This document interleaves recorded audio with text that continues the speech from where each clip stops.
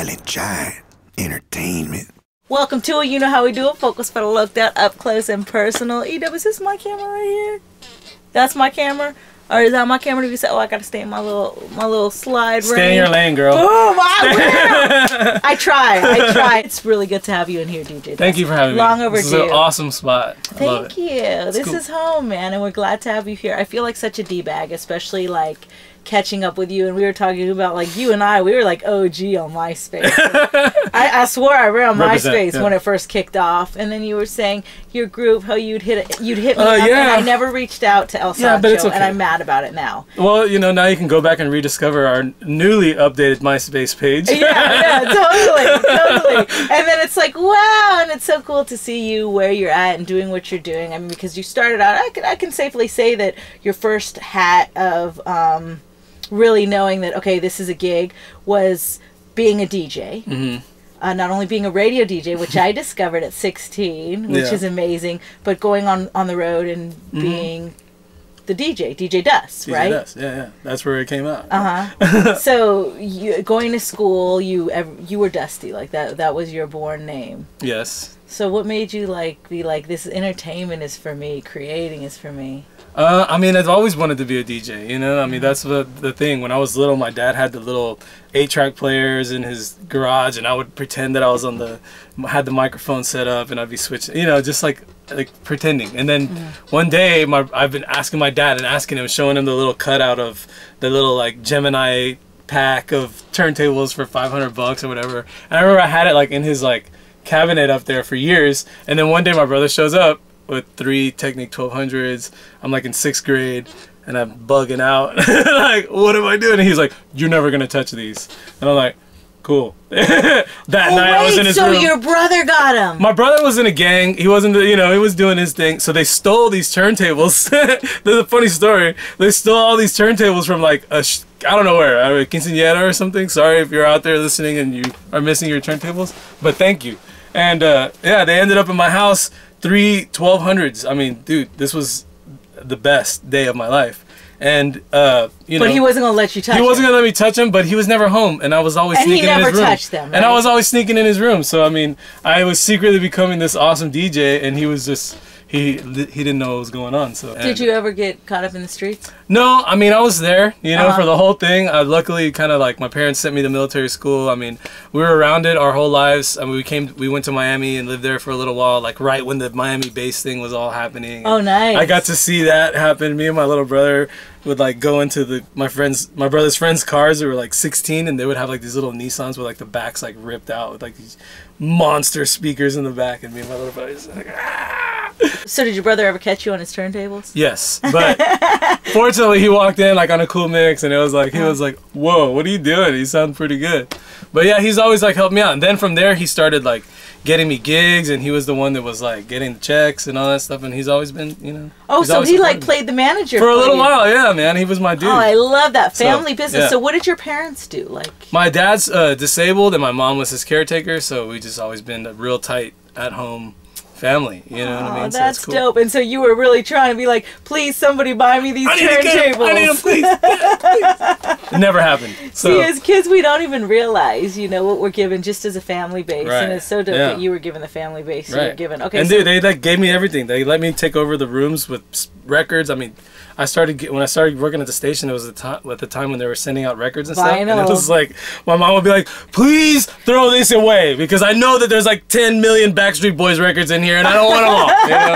Like, all right, Mom, I'm sorry. The Backstreet Boys records are still there. Right? As it was very cool. Was getting those boxes, and you'd be like, yes, and then opening those boxes. And then if there was like a T-shirt in there from No Limit. It was on. Oh, Peace had good it was on. He had all like the time. Yo, I got a plaque from them and shit. I was like, was that your first plaque? Oh yeah, but I mean, I didn't do anything for it. You know what I'm saying? But like, they were like, you know, they were just the king of swag. You know? Yeah, they were throwing it out there. Shouts out to P, man.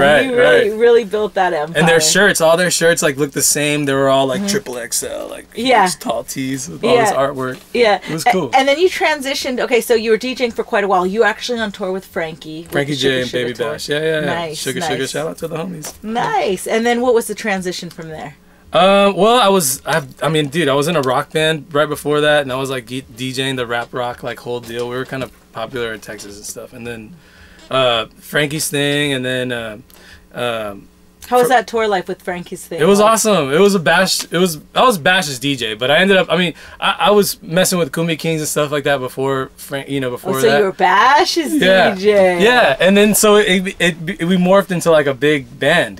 Frankie had his band, Bash had me, and the Stewie brothers, and so we just kind of like. It was like a big band. It was awesome. Happy P, Steve-O, Russell Lee, all these dudes. It was awesome. And then Grim. Grim is still one of my Texas favorites. Grim, like, shout out, what up? You can't take that. Like, he's hardcore. Yeah, like, he's dope. he's cool. You guys have so much heat. It's crazy out there, man. It's yeah. crazy. We're our own country. We don't have time. I mean, you have all that going on. I mean, the Dope House building the empire. And they're going to come back too, man. Oh. I've been hearing a lot of stuff coming out of there. So. Oh, yeah. Who you telling, man? Shouts out to my Dope House. I love it. And then you are making so much noise out there, like with your camp. You've got a pretty thick camp and combo you run with it. It was cool to see when I was at an event and I got to meet your homegirl Angie Martinez for the first time, who I adore, man. I love the way she's just trying to bring everybody together and just the positive energy. I feel like makes you and myself and everybody else feel like we're not soldiers alone, and it feels good and it feels right now. And I got to meet Milk for the first time. Milk, man. Yeah, and those stories of like youngsters coming in and everybody making music, like, yo, we're gonna make this, and knowing that Pocos, like, we were able to give an outlet, like an original outlet. People were like actually making music, to be a part of something. It just, the feeling of that, and then to see everything grow the way it has and what you're doing just for mainstream pop culture, but still trying to keep the authenticity for, Mexican American culture through all that, through everybody grasping on to what we have. Like, what is your feelings on all of that? Well, I mean, I love it. I come from a beat making, sampling old records and all this, and being a DJ, you just kind of like, that's like a natural progression. But my mom's records and my dad's records were Spanish, all these old Spanish records that I kind of like found these samples that sounded just like the Motown stuff or whatever, Sandro's and Jose and all that stuff, and like making them into hip hop beats, and now making these beats into like dancey DJ style, like, remixes or trap beats or whatever. And man, it's cool, and now it's accepted. I mean, you can sample anything, and nobody needs to know like what they're saying or whatever. It's just, as long as you can dance to it and it has a good beat, let's go. Right, which is dope. It's like a fun time. Like, like, forget about the segregation. Hashtag go for it. Hashtag I don't care. Be you. Hashtag. It's like you can do whatever you want right now. But I know that when you were originally messing with that, you had to have some of the homies be like, "Das, like, cumbia? Come on, you're tripping." Yeah, of course. I mean, dude, we're in a border town, so pretty much. So I mean, it's like most of the people don't even want to hear that anymore. You know what I mean? There's so much cumbia and Tejano and all this stuff going on. I mean, I'm in Corpus Christi. It's like the Tejano Hollywood. You know what I mean? So like, but I mean, man, it's like I want to represent that. You know what I mean? I want that to be my deal. That, like, okay, well, he's from there.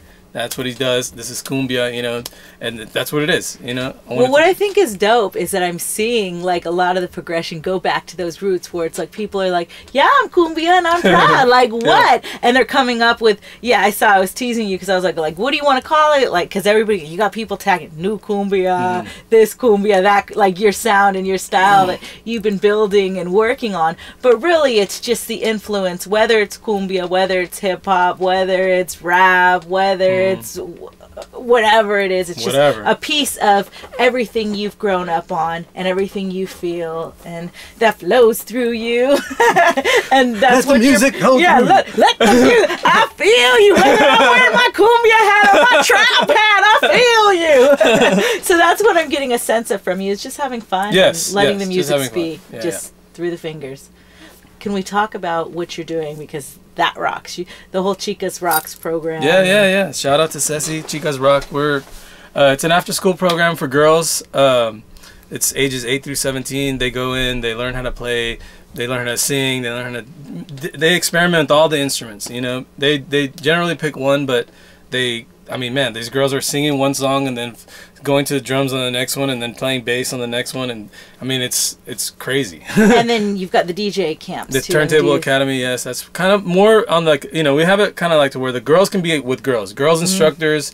You know, we want it to be all girls. The girl, you walk in and it says no boys allowed, and all this like get out. You know what I mean? Like it's so awesome. It's really cool. That's dope. I mean, that's Ceci, man. She's the mastermind of that. I'm just there to spectate and make sure, you know, everything goes good. Well, and I love that you're running a family business, from the clothing store to the music to whatever you're doing. It's a family business. Dub and I have always been, you know, about strong family business and building for each other and building for your future one day when you got 52 kids. You ain't got no kids right now. Not yet, but 52 sounds like a good number. One day.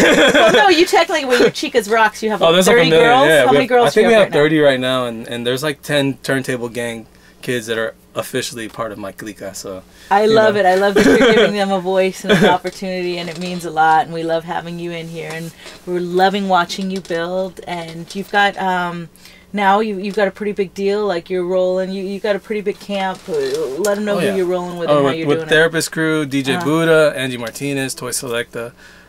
Milk's in our crew. We have a lot of, I mean, dude, they're working with Afrojack and, I mean, everybody, you know what I mean? Could I maybe be jumped in, like, honorary? Click in, I mean, yeah. I mean, like, could I be like I need a little more Buddha, therapy? though, Talk to Buddha. I need a lot of therapy. But she really needs it, man. She really needs therapy, but she could be done with it. Whether I'm like part of your gang or I'm on the outside, I always got your back. I'll be watching you and rooting for you. We got my man in studio. Boom! What you know about it? Let them know where they can catch you online. AmericanoLabel.com, LDusty.com, LocosOnly.com. DJ Dus, whatever you want to call it. Boom! That's my dude.